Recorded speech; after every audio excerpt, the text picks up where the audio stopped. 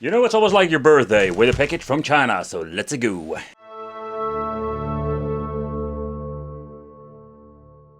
Hey, welcome back to the channel. It's awesome that you're tuning in, because in this video it's time to join the 16-bit revolution with the Super Mega Drive system from China. I really love the boxes and the text with it. It comes with professional gaming chip, connect to TV, yeah duh, it's a gaming system, and classic games and save and load function.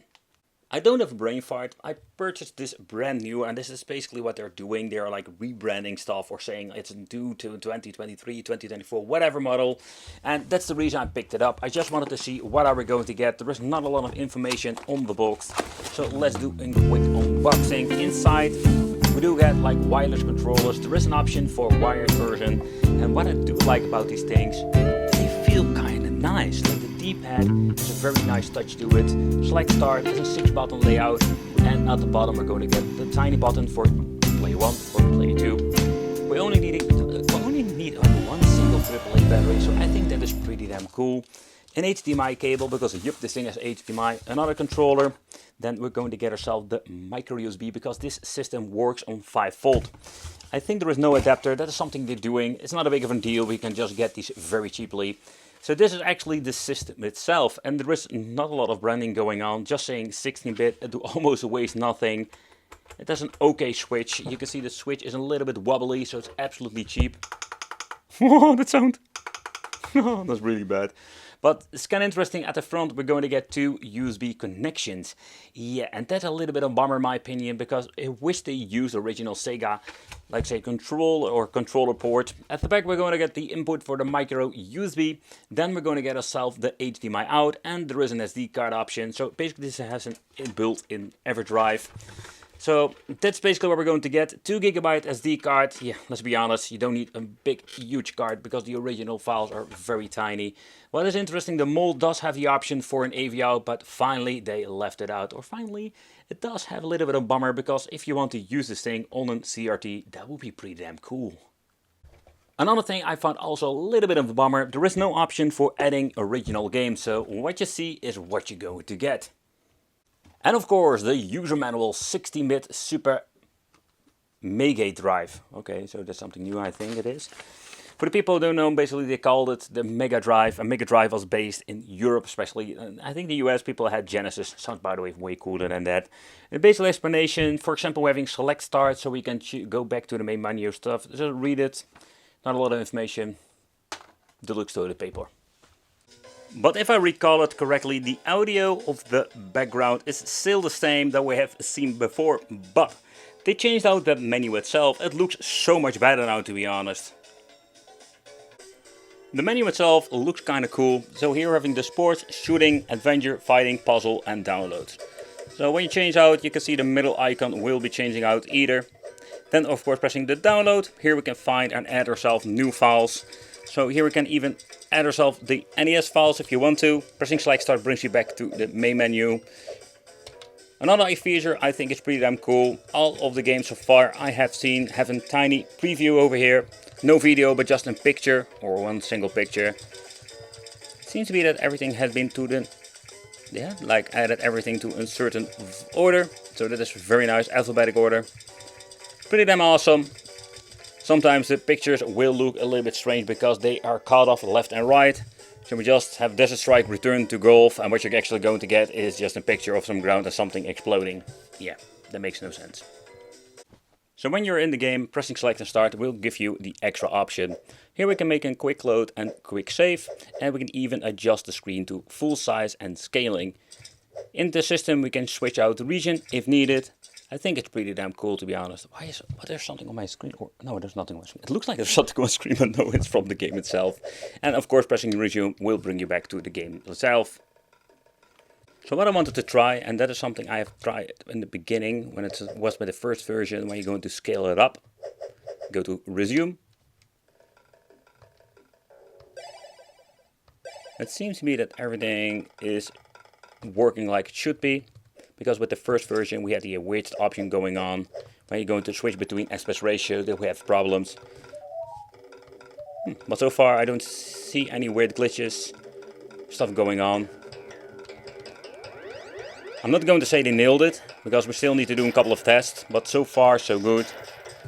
Great audio, all the sound effects are here. No audio delay whatsoever. And that's the same when it comes to the controllers. I don't notice any input lag whatsoever. And that is pretty damn cool and very impressive. Okay, there's one thing I need to correct myself. I told you before that if you're going to be in the menu, you choose a platform, you have to press both buttons, but pressing select just brings you back. But the weird thing is that you have kind of certain categories that makes no sense. For example, we having cannon fodder has been set to fighting. That has nothing to do with fighting. Clive Fighter, that's correct. But there are a couple of games in here I'm thinking, yeah, okay, so they did mess it up. Earthworm Jim is no fighting game. So that's a little bit of a bummer. So let's check out what we're going to get more. Let's choose puzzle. Let's see what I see when you're looking at puzzle. I think they should like call it puzzle / RPG or something like that, because also here we're going together like a very strange, like Devil's Crash Mega Drive. This game is a pinball game. That has nothing to do with puzzle. The next thing I want to check out is one of my favorite games, the reason why I can dream this soundtrack. So let's do a quick soundtrack check. Crap. No, I don't want this guy. Oh. But the reason I always wanted to check out how the audio will sound, here we goes. Ooh, I did hear a minor hiccup when it comes to the audio. I have no idea how to play with this guy. Oh, there we go.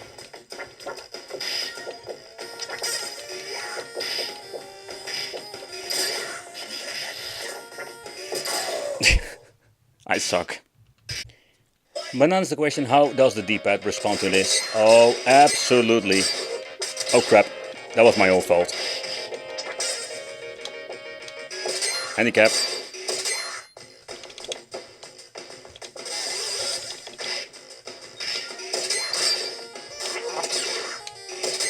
Yeah, the controller is absolutely amazing.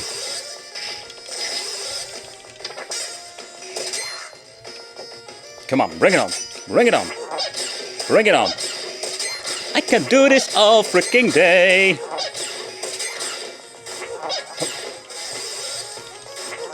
Crap. And now...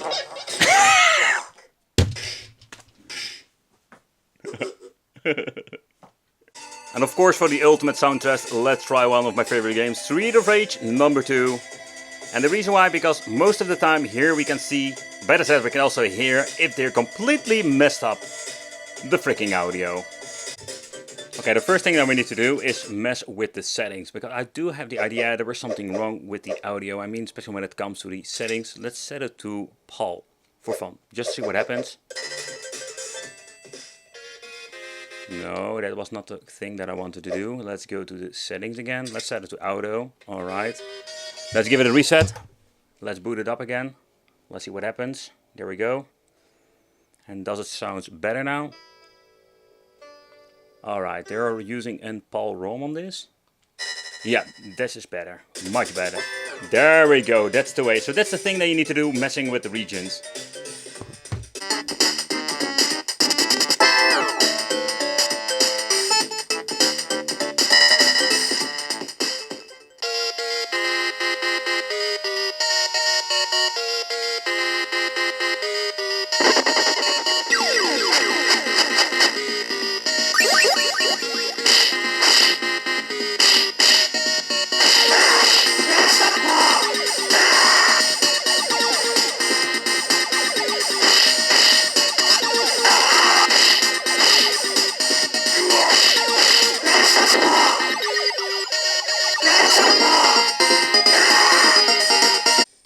So when I'm looking at Street of Rage #2 on this system, I'm just gonna be honest, I think they finally freaking nailed it.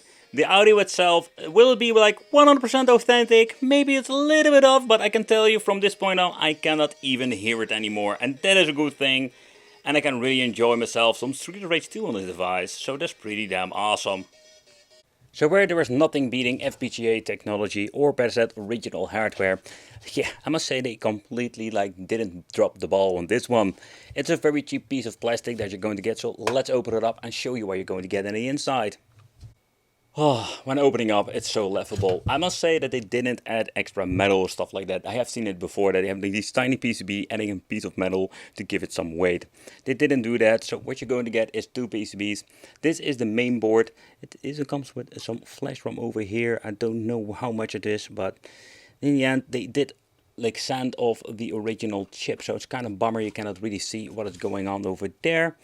And let's see, HDMI version 1.1. So this is not the first version, so it seems to be the PCB also has like a minor revision.